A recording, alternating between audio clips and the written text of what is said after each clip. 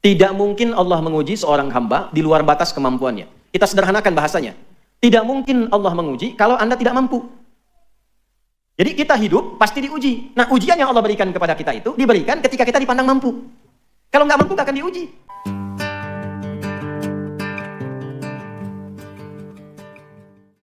Itu koreksi sedikit di terjemahan diartikan buah-buahan. Saya agak kurang sepakat, karena kalau cuma buah-buahan, tukang sayur nggak diuji. Ya, itu pakai balaghah bacanya, pakai kiasan. Maksudnya apa? Kalau nanam buah itu kan kita nanam benihnya dulu, dirawat tumbuh, jadi pohon, jadi buah, baru dipetik. Ada yang sudah kerja keras demikian, besok mau panen, malam diambil orang. Anda yang ikut tender, hasilnya diambil orang. Anda yang usaha, hasilnya diambil orang. Itu semua bisa terjadi, ya akhi. Yang kita hadapi. Wabasyiris sabirin. Nah, ini yang hebat. Ini yang mau saya katakan, ini solusinya.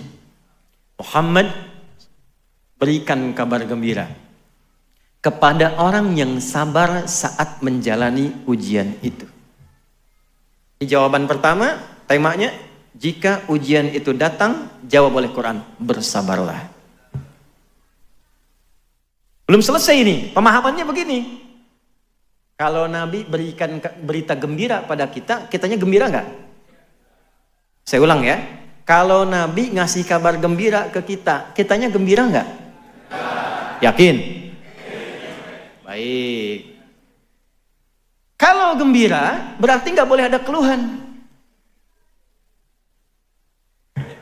Nggak ada orang dikasih kabar gembira mengeluh. Bapak naik pangkat. Ya, kok kenapa mesti saya? Bapak dapat uang 1 miliar. Aduh, kenapa harus sekarang? Nggak ada orang dikasih kabar gembira mengeluh. Nggak ada meratap, nggak ada marah-marah. Kan gembira, masa gembira marah?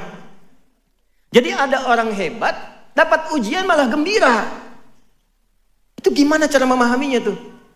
Diuji malah gembira. Normalnya dalam tanda petik yang belum paham ilmu, diuji itu biasanya sedih. Biasanya berusaha untuk nunggu waktu, kapan semua ini akan selesai. Kenapa mesti saya, ya Allah? Ya memang kamu. Ini beda, ini ada ilmunya. Kok bisa diuji tapi malah gembira? Terima kasih ya Allah, menitipkan ujiannya kepada saya, bukan pada yang lain. Nah, ilmunya seperti apa? Kita teruskan dulu. Alladzina idza asabathum musibah qalu inna lillahi wa inna ilaihi raji'un. Perhatikan, ketika menyampaikan konsep ujian pakai kum, tuh penting sampai diingatkan, wung ya, hati-hati nih, perhatikan. Kalau di luar sudah pakai serino belum fokus juga dengan cara apa lagi tuh? Fokus.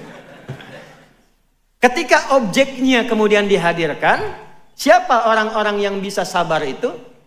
Lihat, walanabluwannakum, kum. Kita semua dikhitab nih, nggak ada satupun.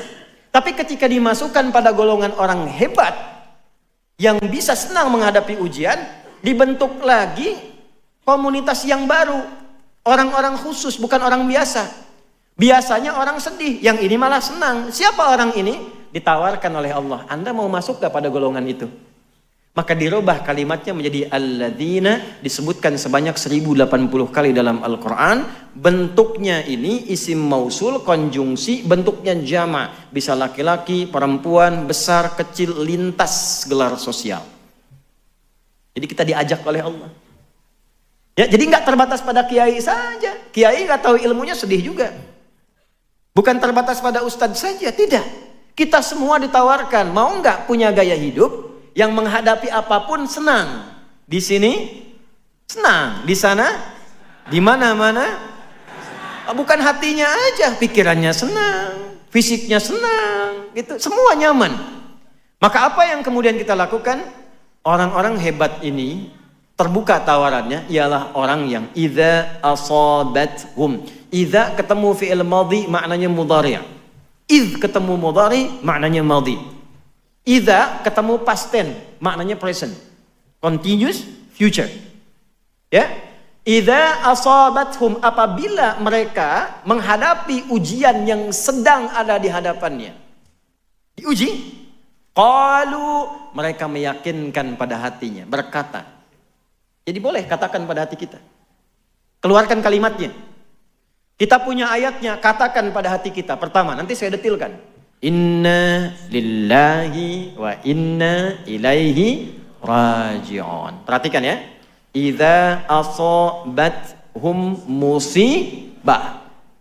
Tadi satu sudah saya urai, kalau hidup pasti diuji, maka bersabarlah. Yang kedua, ujian itu ternyata semua yang kita alami itu sifatnya ujian. Jadi Anda jangan batasi yang kita alami jadi ujian itu yang kita pandang jelek saja. Tidak. Tidak. Semua ini ujian. Ini saya ketemu Anda, ini ujian saya nih.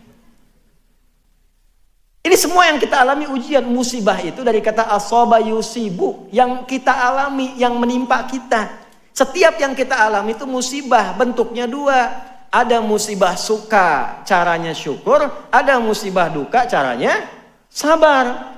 Contoh musibah syukur di Quran di surat apa? 27. Surat apa itu? An-Naml. Ayat berapa? Ayat 40. Di lisan siapa? Nabi Sulaiman. Liyabluwani aashkur am akfur. Jadi begitu ditampakkan istana Bilqis di hadapannya, ya, oleh satu orang yang diberikan ilmu oleh Allah kepadanya, muncul Nabi Sulaiman itu ingat, saya punya kemampuan dengan izin Allah menaklukkan awan, kemampuan bicara dengan hewan, kemampuan mengendalikan jin dan sebagainya. Lalu ditampakkan pembuktiannya. Apa kalimat pertamanya? Ini ujian bagi saya, apakah semua nikmat yang menyenangkan ini saya syukuri atau tidak? Jadi jangan Anda kira, maaf, ujian itu pada sesuatu yang duka saja. Ada yang meninggal, ujian. Sakit, ujian. Sehat pun diuji. Ya akhi, yang meninggal, maut datang padanya. Yang hidup, kehidupan hayat masih ada. Nurul hayat. Maut dan hayat itu ujian buat kita. Kalimatnya nabluwakum. Quran surat berapa? 67. Ayat berapa? Ayat kedua. Huwaladzi khalaqal mauta wal hayat liyabluwakum ayyukum ahsanu amala. Ini semuanya ujian. Naik jabatan ujian. Makanya orang dulu Pak Sobi, itu kalau jadi rektor, jadi pejabat, jadi apapun, itu kalimat pertamanya, Umar bin Abdul Aziz dilantik, kalimat pertamanya, inna lillahi wa inna ilaihi. Ada yang kuliah di sini mahasiswa? Kalau dapat IPK 4, apa kalimat yang diucapkan? Itu benar, alhamdulillah. Ya, tapi setelah itu jadi ujian, ujiannya ujian amalan, makanya dapat ijazah. Ajaza yujizu ijazatan, diberikan izin kebolehan mengamalkan ilmunya. Jadi ijazah itu bukan koleksian sertifikat disimpan, bukan. Karena dicek, ada talaki depan gurunya, dicek, betul, bagus, silahkan ngajar, kasih ijazah. Nah ketika mengajar, ujian. Semuanya diuji. Anda kesini pakai kendaraan, mobil, motor, macam-macam, itu ujian. Dihisab nanti tuh. Betul, dihisab itu. Makanya kalau Allah uji dengan benda apapun, pakai ibadah dulu. Dikasih Ferrari, subuhan dulu. Pakai ke masjid. Jadi pas dihisab ringan. Ini saya ikuti tuh pola itu tuh. Jadi kalau ada apapun Allah titipkan, saya ada baju nih. Dihadiahkan oleh Allah lewat tangan tertentu. Saya pakai sholat dulu tuh. Pakai sholat dulu. Jadi kalau dihisab enak. Ya di hidayat dari mana engkau dapatkan? Ya Allah, engkau maha tahu dengan segalanya. Si fulan memberikan hadiah dengan izinmu. Kemana engkau gunakan? Ya Allah, dipakai sholat. Gampang. Bajunya dikonfirmasi benar. Ya Allah, saya dipakai sholat di Masjid Nurul Hayat, Masjid As-Salam dan sebagainya. Nah, ini bikin sepekan sebelum acara.